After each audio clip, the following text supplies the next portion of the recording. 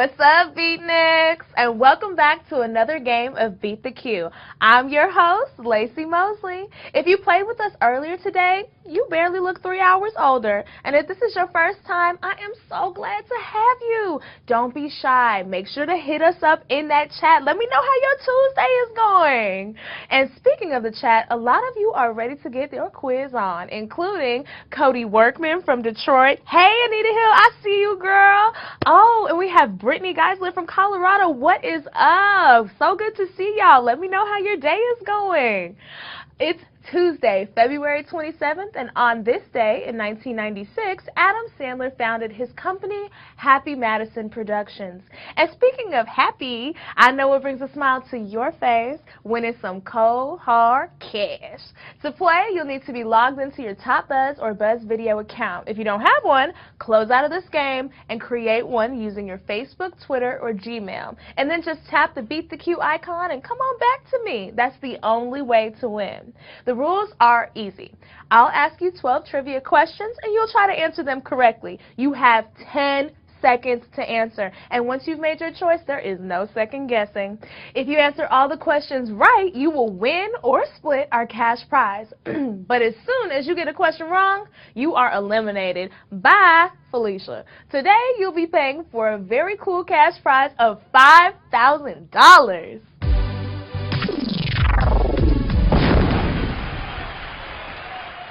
Ooh, $5,000, that's a stack of cash higher than Snoop Dogg at a Willie Nelson concert. Some helpful tips: plug in your phone if your battery is low, and connect to some strong Wi-Fi. Make sure your app is updated and play with some homies. Share the knowledge, you guys. Speaking of friends, if you refer a friend to Beat the Q and they sign up, you'll get an extra life. That means you can stay in this game even longer with me, y'all. So share your 8-digit referral code on your social media platforms. And we're just moments away from getting in on the game. Are you guys ready? What about you, Fred Carmen? Hey, Amber, are you ready, girl? Oh, and I see we have Sierra Ann from Hawaii. Must be nice. So strap on that fingerless glove and pick out a ball, because you're about to go on a bowling quiz. And whoever strikes down all 12 questions will be collecting a big slice of cash. Question 1. What condiment is also a style of dance and music? Salsa, mayonnaise, or honey mustard? So which side order is also a style? We're starting easy here. Come on, guys. This is a gimme. While mustard and mayonnaise make any sandwich better, it's only salsa that's also a dance. But what came first, the dip or the dance? Well, historians say salsa music is actually named after the sauce, which club promoters used to describe the music as spicy. And it looks like over 20,000 of you are going in hot on this next question. Question 2. Finish this old saying: if you can't beat 'em, apologize quickly, join 'em, or beat someone else. So what's the old-timey saying? While apologizing never hurt, trying to fight someone else definitely sounds like it could leave a mark. Yes, the age-old advice is, if you can't beat 'em, join 'em. In fact, fighting for what you believe in, then quitting and sucking up to whoever is in power is the backbone of American politics. Ooh, and that question beat a few of you, well, only about 300 of you, but for the 20,000 of you that are still in the game, let's keep playing. Question 3. In Greek mythology, the Cyclops is a giant with what specific characteristic? Half horse, shoots lasers, or one eye? So what does a Cyclops write in its About Me section? Well, a half-horse, half-person is called a centaur, and surprisingly, ancient Greeks weren't able to predict the invention of lasers hundreds of years in advance, which means a Cyclops is a giant with one eye. You know, being a Cyclops has to be hard. No depth perception, 3D glasses don't work, and nobody can tell when you're winking.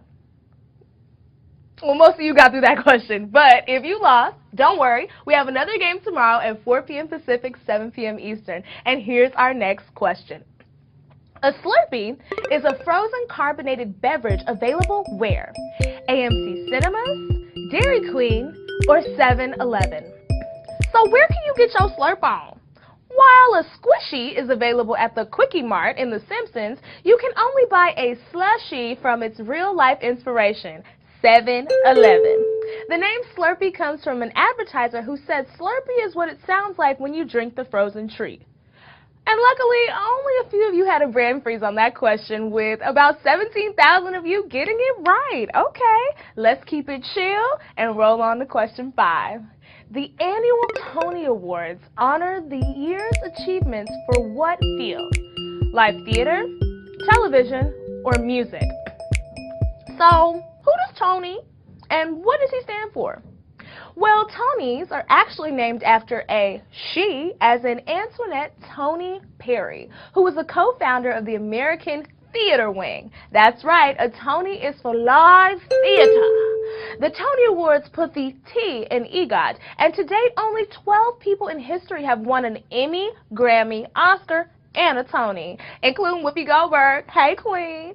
But way more than 12 of you won this question, with about 11,000 of you still in the game. But ooh, this question wiped about 6,000 of you out. I'm sorry. Well, let's move on to question 6. LAX is the airport code for which city?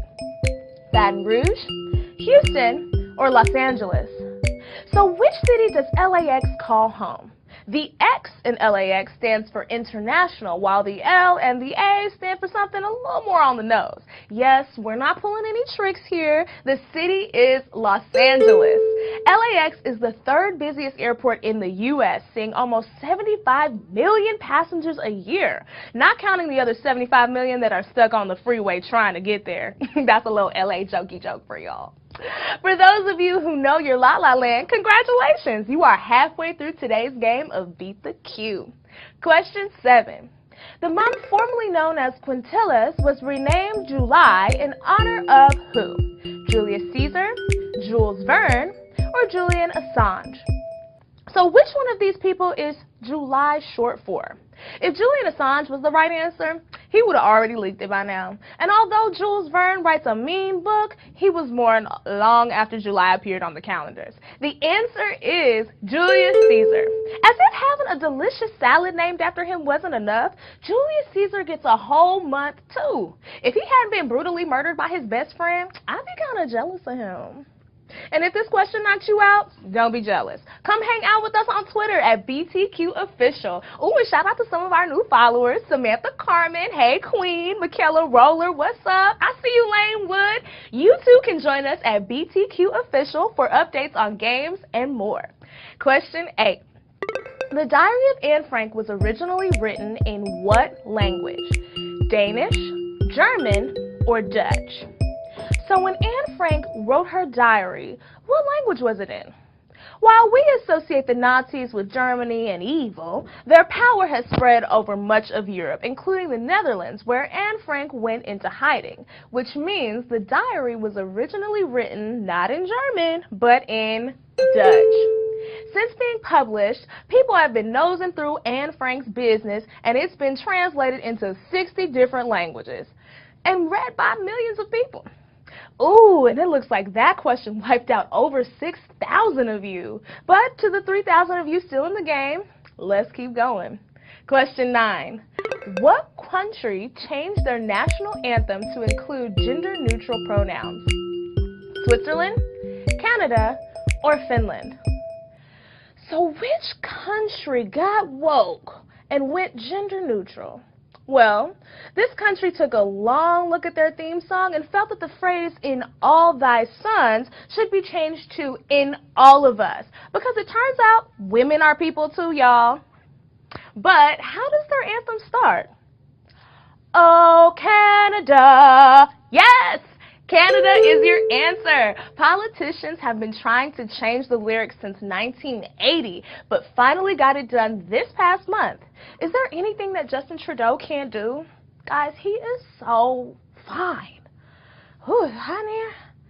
Oh, well, it looks like 2,000 of you are still in the game, and you know your neighbors up north pretty well, too. So let's keep playing. Question 10. What musician was on the cover of the first issue of Rolling Stone magazine? John Lennon, Bob Dylan, or Mick Jagger? So who was the first cover boy for Rolling Stone? Ironically, not a member of the Rolling Stones, which means Mick Jagger is not the answer.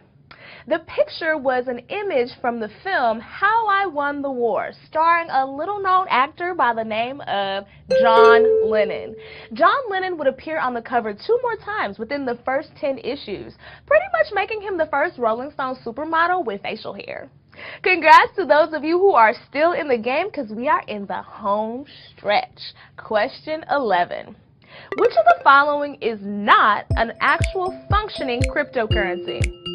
Dogecoin, Podcoin, or Pixel coin? So which of these totally fake sounding cryptocurrencies is actually fake? Dogecoin started as an internet meme and somehow ended up as an actual currency because the internet. While Podcoin is intended to help people buy pot, which that makes sense to me. That means the faker is Pixel coin. While investors still don't know what to make of cryptocurrency, that weird guy you know from high school is sure to have some opinions about it on Facebook.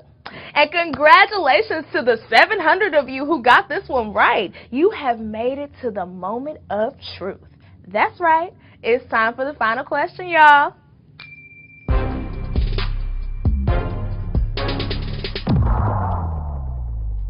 Remember, if you get this next question right, you will be splitting a cash prize of 5,000 G's. That's a huge heap of cash resting on one final question. Question 12. Which 2 European countries have coastlines on the Bay of Biscay? Sweden and France, Italy and Greece, or France and Spain? So which countries are by the Bay of Biscay? The bay is just south of the Celtic Sea and runs along the border of France and Spain. The bay has seen a number of different battles over the years, making it home to several sunken ships and a Soviet submarine. But it looks like this question didn't sink all of you because we have some winners on our hands. Hey!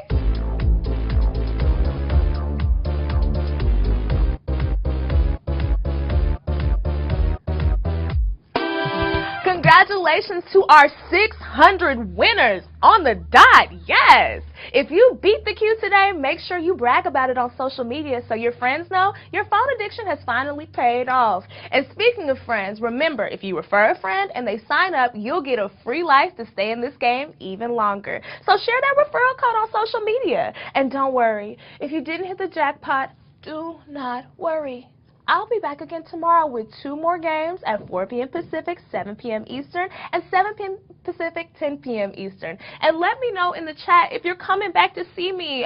I love you guys. You're my only friends. Well, we appreciate you, and we appreciate your feedback. And if you're experiencing any issues, you can let us know in the app by clicking the Me button to see your profile and click Feedback to let us know how Beat the Queue is working out for you. If you couldn't play today, remember, you need to be logged into your Top Buzz or Buzz Video account. So create one using your Facebook, Twitter, or Google account. And then you can jump into the game with me next time. I've been your host, Lacey Mosley, and until tomorrow, thanks for playing Beat the Queue. Bye.